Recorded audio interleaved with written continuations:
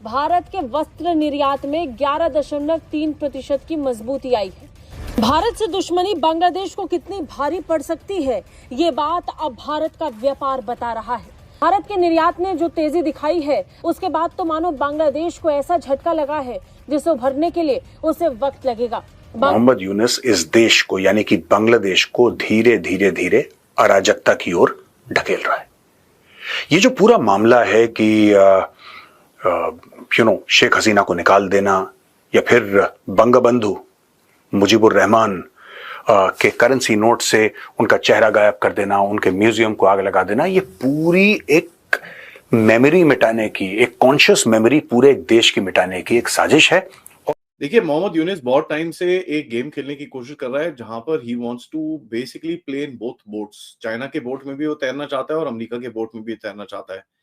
चक्कर कुछ नहीं है, ही जस्ट उसका एक प्लान है कि कितना टाइम तक वो अपने आप को पावर में रख सकता है। तुम एक चिकन नेक की बात करते हो, तुम्हारी दो चिकन नेक हैं। एक रंगपुर डिवीजन की चिकन नेक है, एक चिटगांव डिवीजन की चिकन नेक है। अगर तुम अपनी औकात से बाहर आए तो मेघालय से अंदर घुस के बंगाल तुम्हारी रंगपुर डिवीजन पूरा काट देंगे, 20% बांग्लादेश निकल जाएगा। और उस पे वो सुपर इंपोज करना चाहता है रेडिकल इस्लामिस्ट विचारधारा। ये आज की बात नहीं है दोस्तों, बांग्लादेश में शुरू से डे वन से ये दो धड़ों के बीच में लड़ाई रही है। एक धड़ा बंगाली नेशनलिज्म का और दूसरा धड़ा रेडिकल इस्लाम का, और इनके बीच में भयानक लड़ाई रही है। लोगों की जानें गई है, मारकाट हुई है बांग्लादेश में। द मेन थिंग इज कि उसको कहीं ना कहीं chief adviser for life sort of a thing, एक सिचुएशन चाहिए जहां पर वो एक एक्सक्लूसिव फिगर बांग्लादेश में बनके उभरे और लोग उसके पीछे रहे, तो उसके पास एक पब्लिक सपोर्ट टाइप हो। अब वो पब्लिक सपोर्ट मॉडर्न पब्लिक से आती है कि जिहादियों से आती है, उसको उसका फर्क नहीं पड़ता। And as a matter fact जिहादियों से वो ज्यादा प्रेफर करता है क्योंकि उनके थोड़े लाउड होते हैं, थोड़ी आवाजें ज्यादा होती है। कुल मिलाकर भारत अब लगातार बांग्लादेश और चीन के टेक्सटाइल इंडस्ट्री में दबदबे को चुनौती दे रहा है, जिसके बाद मुसीबत चीन और बांग्लादेश के लिए बढ़ गई है और फायदा भारत को हो रहा है। एक साथ आ जाता है। अब देखिए साहब, मोहम्मद यूनुस कोई मास लीडर तो है नहीं, मोहम्मद यूनुस को कोई पूछता तो है नहीं, कुछ चुनाव उसने आज तक जीता नहीं है, लेकिन फिर भी वो बांग्लादेश का सर्वे सर्वा बन गया। कैसे? उसने एक बहुत बड़ा दुश्मन हवा में क्रिएट कर दिया और उस दुश्मन का नाम है भारत। भारत की वजह से बांग्लादेश में भुखमरी है, भारत की वजह से यहां पे नौकरियां नहीं हैं, भारत साजिश कर रहा है, इसलिए यहां पे शेख हसीना ने इतने साल राज करा, भारत ने हमारी तरक्की रोकी है, भारत नहीं चाहता कि हमारी तरक्की हो। ये सारे बयानात, अच्छा ये सारा जो चूरन होता है ना दोस्तों, ये खाने में बड़ा आसान होता है और पचाने में उससे भी ज्यादा आसान होता है। लेकिन अब बांग्लादेशी, कम से कम जो पढ़े लिखे बांग्लादेशी हैं, उन्होंने पूछ लिया या पूछने की चेष्टा की कि साहब आप कह रहे हैं कि भारत ने हमारी तरक्की रोकी, कैसे रोकी? जरा ये हमें समझाइए, कैसे रोकी? हम मानते हैं रोकी, अब आप ये हमें समझा दीजिए कि कैसे रोकी। वो कौन कौन सी साजिशें थी जो भारत ने करी जिसकी वजह से बांग्लादेश का बेड़ा गर्क हो गया? आपको पता है सवाल का जवाब क्या है? कि कोई प्रोटेस्ट नहीं करेगा। अब खास तौर से जहां पे रहते हैं, जो इनका निवास है, वहां पे कोई प्रोटेस्ट नहीं करेगा। जहां पे सेक्रेटेरिएट है वहां पे कोई प्रोटेस्ट नहीं करेगा, जबकि ब्यूरोक्रेट्स खुद प्रोटेस्ट कर रहे हैं बांग्लादेश में। Everybody in Bangladesh is protesting. और एक आदमी की लालच की वजह से बेड़ा गर्क हो गया। वहां पे यह कहा जा रहा है कि सेंट मार्टिन आइलैंड और मुख्तलिफ एयर बेसेस अमेरिका को बेचने की साजिश कर रहा है मोहम्मद यूनुस। इसके अलावा चिटागोंग में डीपी वर्ल्ड, ये यूएस को देना है, और तीसरी चीज जो रखाइन कॉरिडोर है वो करनी है। यानी कि तीन चीजें, डीपी वर्ल्ड, रखाइन कॉरिडोर और इसके अलावा Saint Martin island. Saint Martin island दोस्तों वही आइलैंड है जिसके लिए शेख हसीना ने अमेरिकन को बोला था एब्सोल्युटली नॉट। अब आपको समझ में आ गई बात? आपको पाकिस्तान और बांग्लादेश के बिल्कुल पैरेलल्स जो हैं वो क्लियर हो गए ना? अगर नहीं हुए तो मैं आपको दोबारा समझाता हूं, बड़ा इंटरेस्टिंग है। जब इमरान खान प्रधानमंत्री थे पाकिस्तान के, तब कुछ ऐसे आरोप हैं, अगर आप सुनेंगे तो आप भी सकते में आ जाएंगे। उन्होंने ये बोला है कि मोहम्मद यूनुस इस देश को यानी कि बांग्लादेश को धीरे धीरे अराजकता की ओर ढकेल रहा है। ये जो पूरा मामला है कि शेख हसीना को निकाल देना या फिर बंगबंधु मुजीबुर रहमान के करेंसी नोट से उनका चेहरा गायब कर देना, उनके म्यूजियम को आग लगा देना, ये पूरी एक मेमोरी मिटाने की, एक कॉन्शियस मेमोरी पूरे एक देश की मिटाने की एक साजिश है। और उस पे वो सुपर इंपोज करना चाहता है रेडिकल इस्लामिस्ट विचारधारा। ये आज की बात नहीं है दोस्तों, बांग्लादेश में शुरू से डे वन से ये दो धड़ों के बीच में लड़ाई रही है। एक धड़ा बंगाली नेशनलिज्म का और दूसरा धड़ा रेडिकल इस्लाम का, और इनके बीच में भयानक लड़ाई रही है, लोगों की जानें गई हैं, मारकाट हुई है बांग्लादेश में। दूसरे धड़े को पकड़ के, क्योंकि जो बंगाली नेशनलिज्म वाला धड़ा है वो चाहता है डेमोक्रेसी हो, वो चाहता है प्रोटेस्ट हो, वो चाहते हैं चुनाव हो, फिर डेमोक्रेसी कैसे भी हो, टूटी फूटी हो, लेकिन it should represent the will of the people. जो बंगाली नेशनलिज्म को फॉलो कर रहे हैं बांग्लादेश में, वो ये चाहते हैं।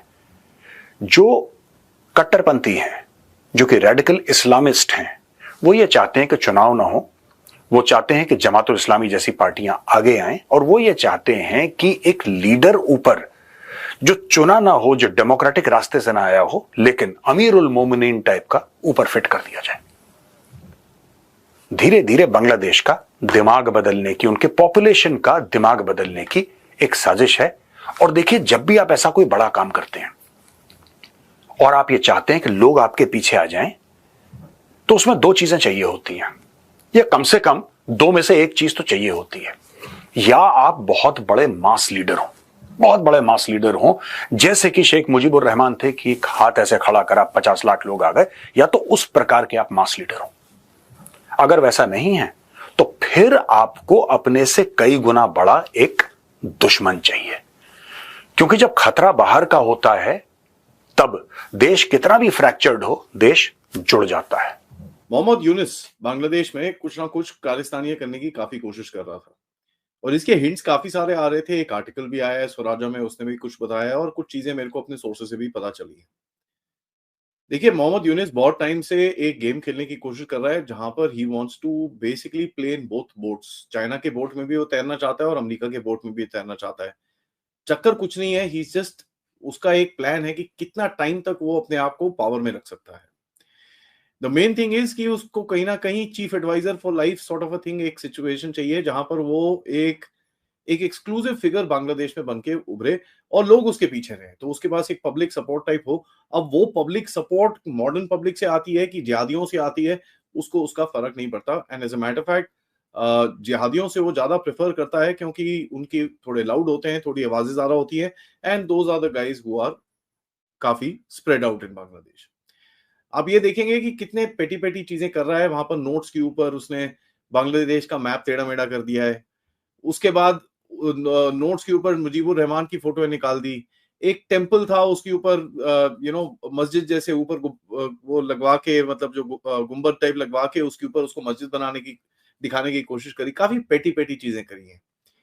एंड ऐसी ही एक पेटी चीज वो करने वाला था जहां पर बांग्लादेश के आर्मी चीफ ने उसको बहुत जोर से झटका मारा इस बारी। लेकिन मेरे को ये समझ में नहीं आता, इतने सब कुछ होने के बाद आर्मी चीफ अभी तक इसके ऊपर एक्शन क्यों नहीं ले रहा। And that's something that needs to be understood going forward. इसके पास कुछ सपोर्ट तो अभी भी है, और इसने अमेरिका और चाइना के साथ अपना थोड़ा सेटिंग करके अपने आप को एक जगह पे खड़ा तो कर ही लिया है।